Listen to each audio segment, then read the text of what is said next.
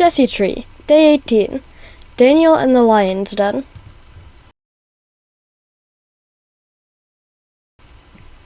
And Darius the Mede succeeded to the kingdom at the age of 62. Darius decided to appoint over his entire kingdom 120 satraps. These were accountable to 3 ministers, one of whom was Daniel. The satraps reported to them so that the king should suffer no loss. Daniel outshone all the ministers and satraps because an extraordinary spirit was in him, and the king considered setting him over the entire kingdom. Then the ministers and satraps tried to find grounds for accusation against Daniel regarding the kingdom, but they could not accuse him of any corruption. Because he was trustworthy, no fault or corruption was to be found in him. Then these men said to themselves, "We shall find no grounds for accusation against Daniel, except in connection with the law of his God." So these ministers and satraps stormed into the king and said to him, "King Darius, live forever." All the ministers of the kingdom, the prefects, satraps, counselors, and governors agree that the following prohibition ought to be put in force by royal decree. For 30 days, whoever makes a petition to anyone, divine or human, except to you, O king, shall be thrown into a den of lions. Now, O king, let the prohibition be issued over your signature, immutable and irrevocable, according to the law of the Medes and the Persians. So King Darius signed the prohibition into law. Even after Daniel heard that this law had been signed, he continued his custom of going home to kneel in prayer and give thanks to his God in the upper chamber 3 times a day, with the windows open toward Jerusalem.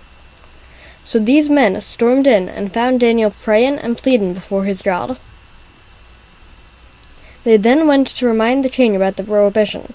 "Did you not sign a decree, O king, that for 30 days whoever makes a petition to anyone, divine or human, except to you, O king, shall be cast into a den of lions?" The king answered them, "The decree is absolute, irrevocable, and under the law of the Medes and the Persians." To this they replied, "Daniel, one of the Jewish exiles, has paid no attention to you, O king, or to the prohibition you signed. 3 times a day he offers his prayer." The king was deeply grieved at this news, and he made up his mind to save Daniel. He worked till sunset to rescue him. But these men pressed the king. "Keep in mind, O king," they said, "that under the law of the Medes and the Persians, every royal prohibition or decree is irrevocable." So the king ordered Daniel to be brought and cast into the lion's den. To Daniel he said, "Your God whom you serve so constantly must save you." To forestall any tampering, the king sealed with his own ring and the rings of the lords of the stone that had been brought back to block the opening of the den. Then the king returned to his palace for the night. He refused to eat, and he dismissed the entertainers. Since sleep was impossible for him, the king rose very early the next morning and hastened to the lion's den. As he drew near, he cried out to Daniel sorrowfully, "Daniel, servant of the living God, has your God whom you serve so constantly been able to save you from the lions?" Daniel answered the king, "O king, live forever. My God sent his angel and closed the lion's mouth, so that they have not hurt me, for I have been found innocent before him. Neither have I done you any harm, O king." This gave the king great joy. At his order, Daniel was brought up from the den. He was found to be unharmed, because he trusted in his God. The king then ordered the men who had accused Daniel, along with their children and their wives, to be cast into the lion's den. Before they reached the bottom of the den, the lions overpowered them and crushed all their bones.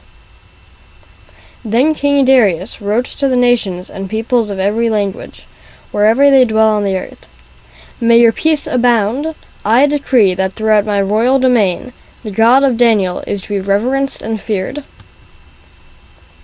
For he is a living God, enduring forever, whose kingdom shall not be destroyed, whose dominion shall be without end, a Savior and Deliverer, working signs and wonders in heaven and earth, who saved Daniel from the lion's power." So Daniel fared well during the reign of Darius and the reign of Cyrus of the Persian.